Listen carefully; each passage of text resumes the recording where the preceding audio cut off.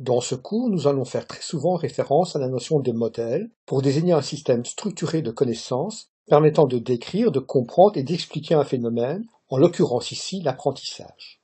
Remarquons que la notion de modèle est loin d'être réservée à la psychologie ou aux sciences de l'éducation. Elle est largement utilisée tout autant dans les sciences exactes que dans les sciences de la nature ou les sciences du vivant. Ainsi, on parle de modèle en physique, en chimie, en biologie.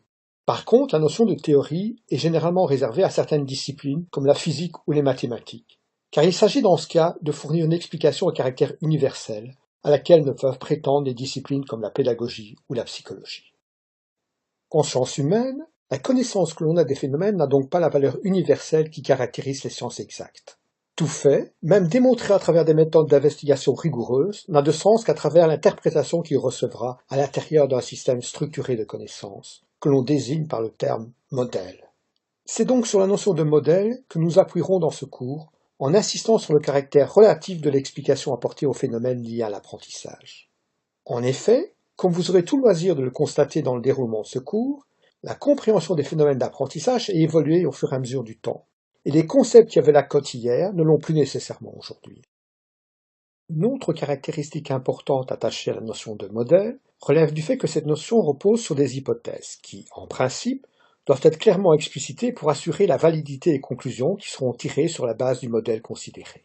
Par exemple, on s'accorde généralement sur le fait que le modèle behavioriste repose sur l'idée d'accumulation des connaissances, à la manière dont on bâtit un mur, brique après brique, alors que d'autres modèles, le modèle constructiviste par exemple, met davantage l'accent sur la restructuration des connaissances. Toute connaissance nouvelle étant le résultat de la restructuration des connaissances déjà acquises, qui serviront de support aux nouveaux apprentissages. Un modèle est donc un système d'explication d'une réalité qui repose sur certains présupposés, certaines hypothèses.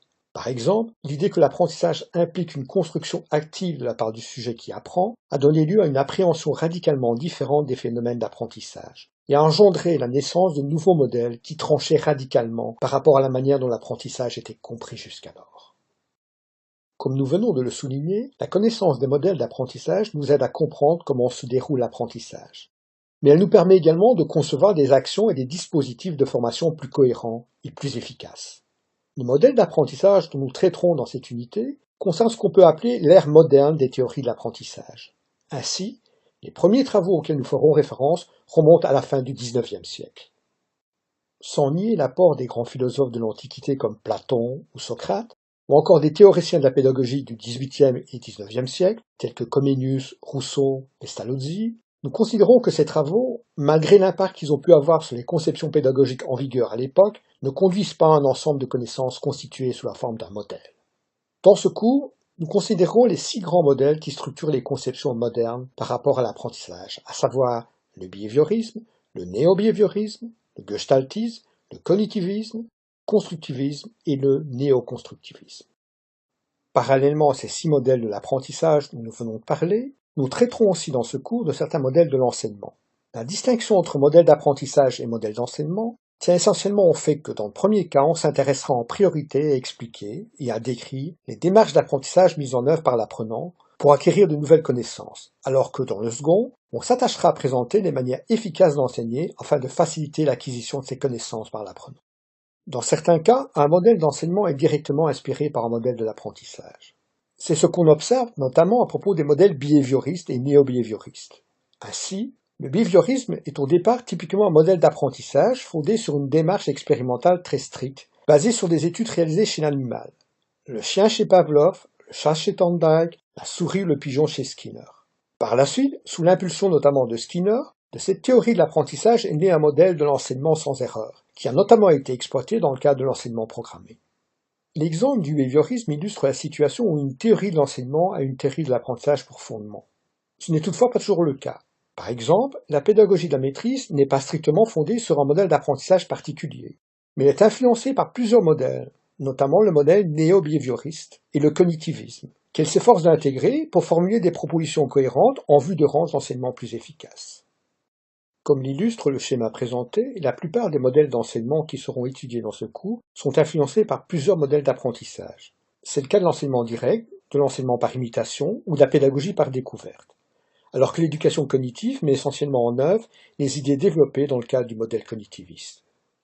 Pour expliquer l'apprentissage, les modèles que nous étudierons feront appel à deux catégories de facteurs. Des facteurs internes à l'individu et des facteurs externes, principalement issus de l'environnement ou du milieu. Parmi les facteurs internes qui influencent l'apprentissage, certains sont liés à l'hérédité, alors que d'autres sont acquis par l'individu tout au long de sa vie. Aujourd'hui, la plupart des auteurs s'accordent sur l'idée que le développement de l'individu implique une interaction étroite entre inné et acquis. La génétique fournit le plan de l'organisation cérébrale de base, à partir de laquelle l'environnement va favoriser le développement de certaines capacités et en inhiber d'autres.